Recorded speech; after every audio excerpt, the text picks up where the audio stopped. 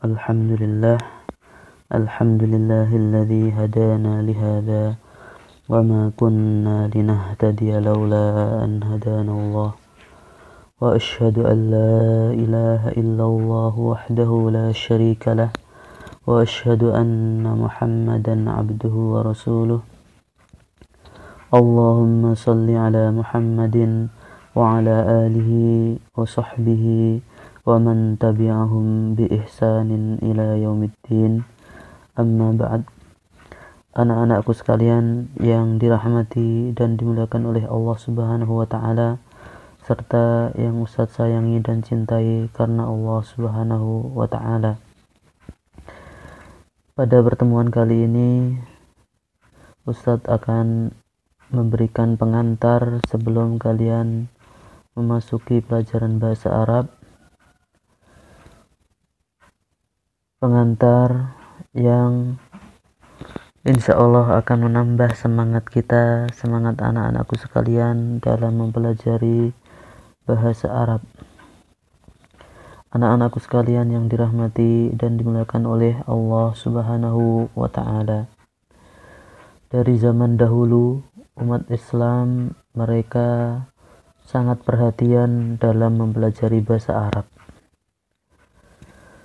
Sampai sekarang pun masih banyak kaum muslimin, baik yang orang yang asal atau aslinya berbahasa Arab atau kaum muslimin yang lainnya yang bahasa sehari-harinya bukan bahasa Arab, mereka punya perhatian yang besar untuk mempelajari bahasa Arab dan juga mengajarkan bahasa Arab. Mengapa demikian anak-anakku sekalian? Hal itu dikarenakan beberapa sebab. Di antara yang terpenting, yang pertama, di antara kepentingan kenapa kaum muslimin mereka sangat perhatian untuk mempelajari bahasa Arab dan mengajarkan bahasa Arab. Jadi yang pertama, annal lughatal arabiyyata minad din. Sesungguhnya bahasa Arab adalah termasuk bagian dari agama Islam. Hal ini sebagaimana dikatakan oleh Imam besar Syekhul Islam Ibnu Taimiyah rahimahullahu ta'ala. Beliau mengatakan, ma'lumun anna ta'allumal arabiyyati wa ta'limal arabiyyati fardun 'alal kifayah.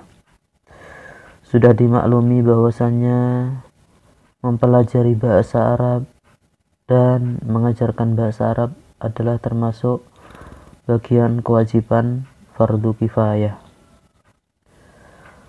Beliau juga mengatakan, innal lughatal arabiyyata minad din.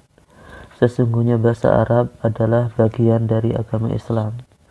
Jadi bahasa Arab adalah termasuk bagian dari agama Islam. Kalau kita belum mempelajari bahasa Arab, berarti masih kurang bagian agama Islam yang belum kita pelajari. Wa ma'rifatuha fardun wajibun. Dan mengetahui bahasa Arab, mempelajari bahasa Arab adalah sebuah kewajiban. Fa inna fahmal kitabi was sunnati fardun. Jadi secara logika kita, secara akal sehat kita, sesungguhnya memahami Alkitab, memahami Al-Quran, dan juga memahami sunnah Rasulullah SAW adalah merupakan fardu, sebuah kewajiban. Wala yufhamu illa bil lughatil arabiyyati. Akan tetapi orang tidak akan mungkin bisa memahami Alkitab dan As-Sunnah, tidak bisa memahami Al-Quran dan juga hadis-hadis Rasulullah SAW kecuali dengan mempelajari bahasa Arab terlebih dahulu. Wa ma la yatimul wajibu illa bihi fahuwa wajib. Dan jika sebuah kewajiban itu tidak akan sempurna kecuali dengan hal yang lainnya, maka hal yang lainnya itu pun akan menjadi wajib. Jadi memahami Al-Quran, As-Sunnah itu kewajiban.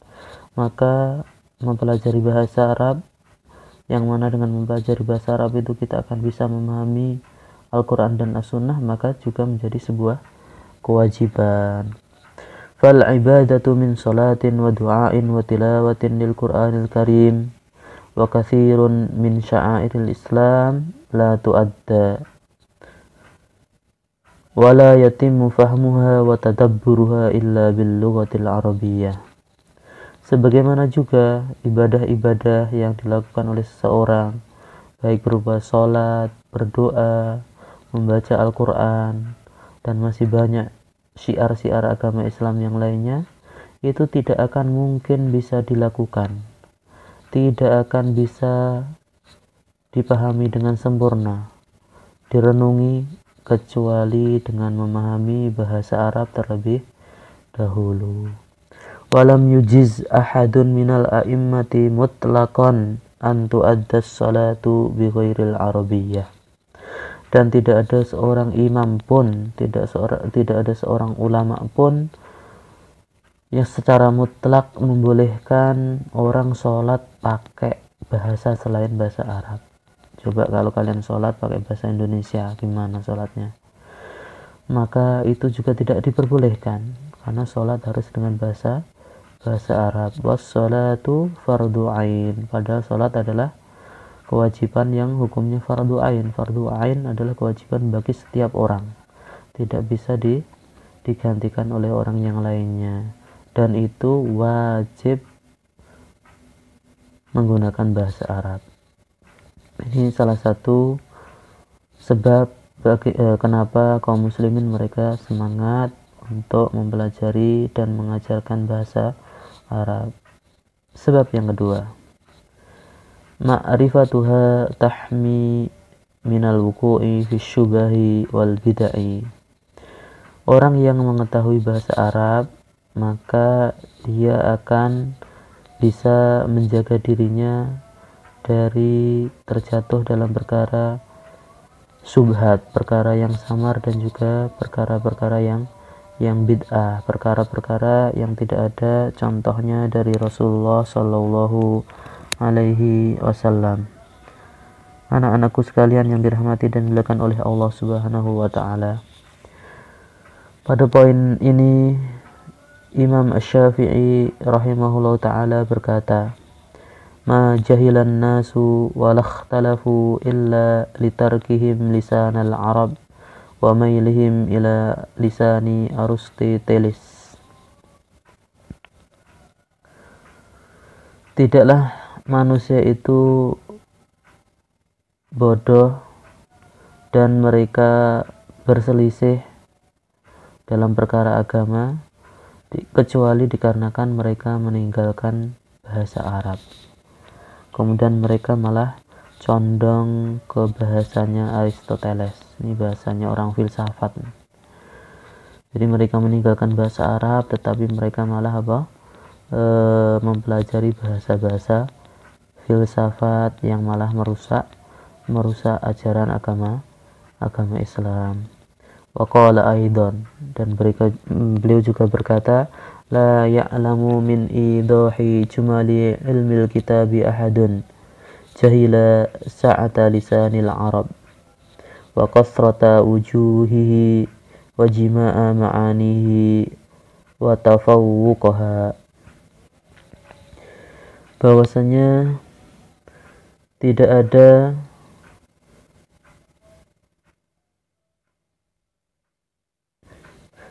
akan bisa mengetahui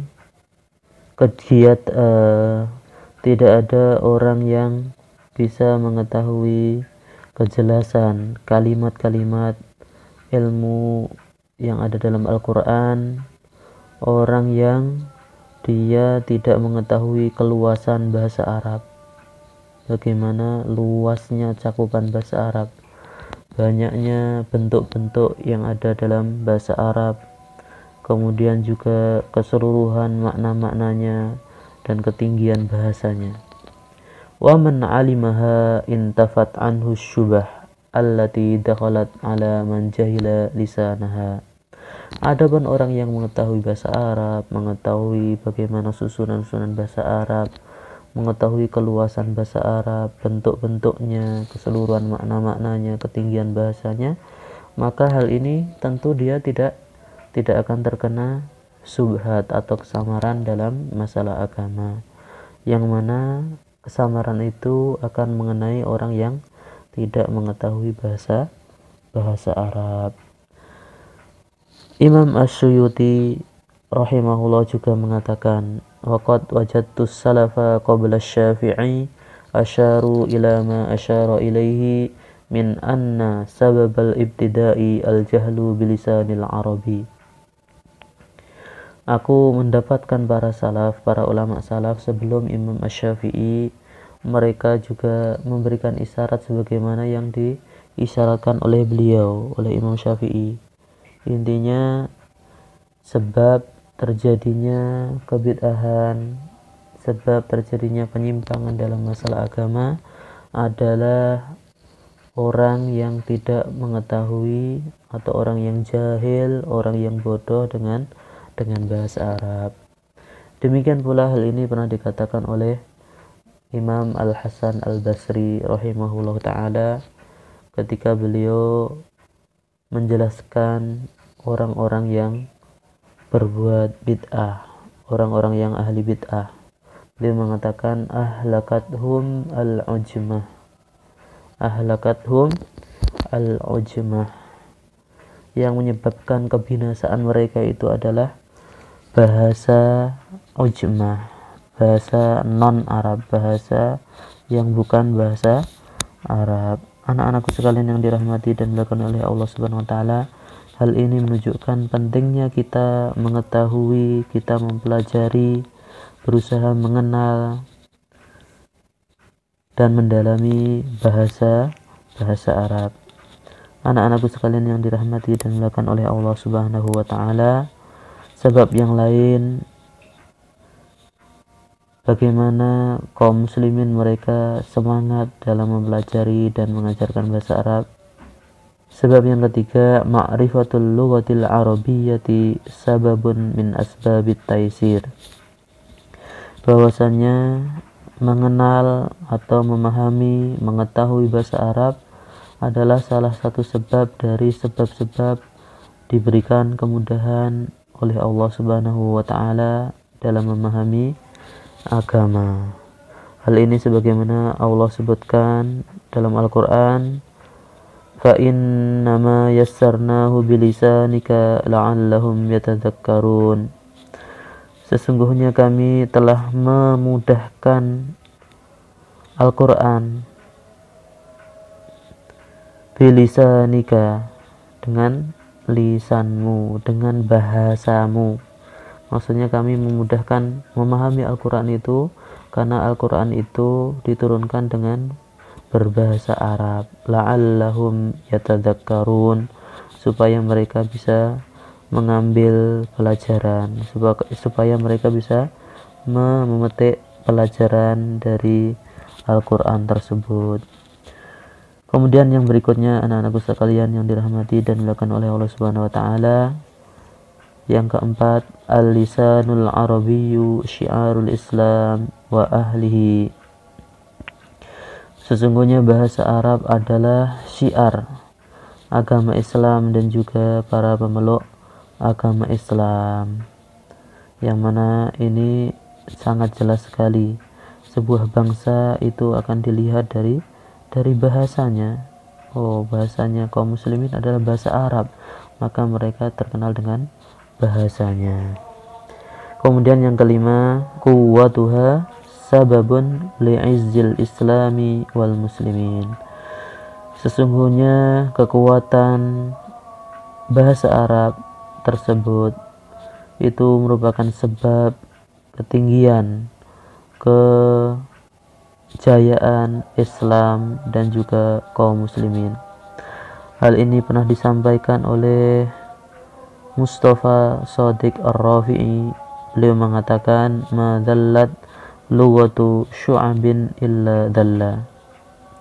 Tidak ada suatu pun bahasa sebuah kaum, bahasa sebuah negeri, bahasa sebuah bangsa yang bahasanya itu rendah tidak dianggap oleh bangsa yang lainnya, kecuali akan menjadikan penduduk negeri itu akan menjadi rendah juga.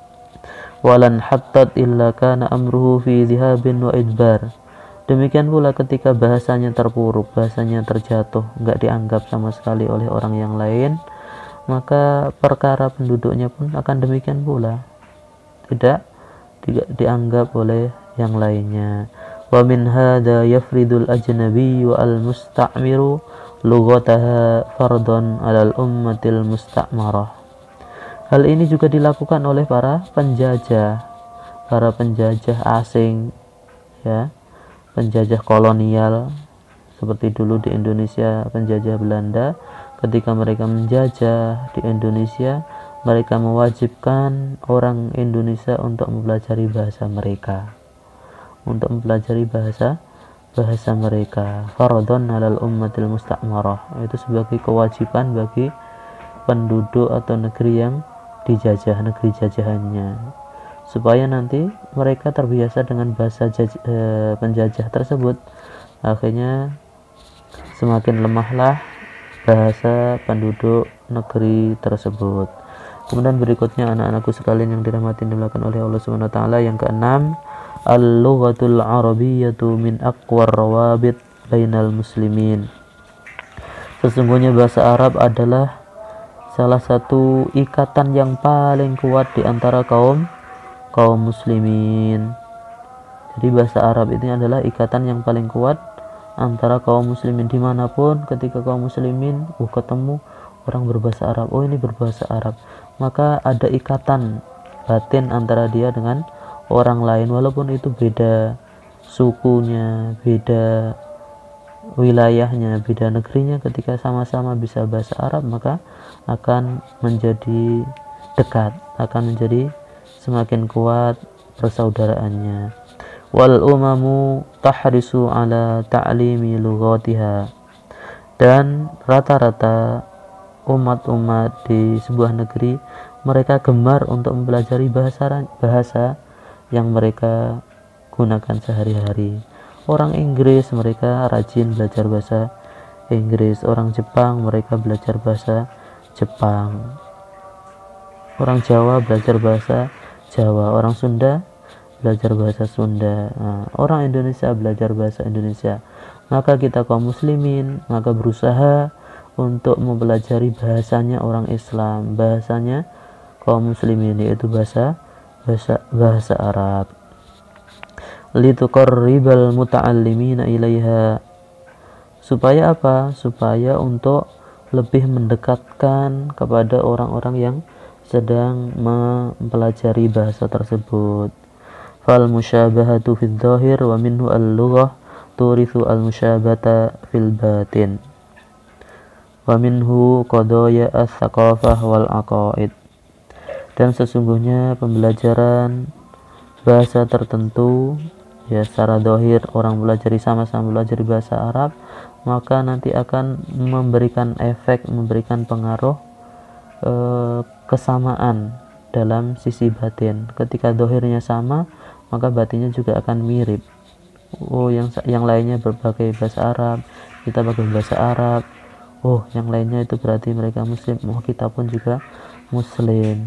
Maka hal ini akan berikan pengaruh pada sisi thaqafah dan aqaid, dari sisi budaya, dari sisi pendidikan, dan juga sisi akidah atau tauhid yang dimiliki. Yang terakhir, anak-anak sekalian yang dirahmati dan dimuliakan oleh Allah Subhanahu wa taala, sesungguhnya ta'limul arabiyyati min ahammil wasail li'ardi thaqafatil islamiyah. Mengajarkan bahasa Arab termasuk sarana yang paling penting untuk membentuk kepribadian Islam. Jadi dengan mengajarkan bahasa Arab, atau kalian yang sedang belajar bahasa Arab, ini adalah merupakan sarana untuk membentuk budaya Islam, bukan budaya-budaya yang salah, budaya-budaya barat, budaya-budaya yang tidak benar, akan tapi ini untuk membentuk budaya Islam. Fal-lughatu tahmilu thaqafata ashabiha. Maka sebuah bahasa akan membentuk pribadi orang yang memakai bahasa tersebut. Nah, mudah-mudahan kita semuanya bisa menjadi orang yang berkepribadian yang baik sesuai agama Islam, karena bahasa Islam adalah bahasa Arab, maka kita rajin, kita semangat untuk mempelajari bahasa Arab. Wallahul hadi ila sawa'is sabil, dan hanya Allah lah yang memberikan petunjuk kepada jalan yang lurus. Wassallallahu ala Muhammadin wa ala alihi wa sahbihi wasallam.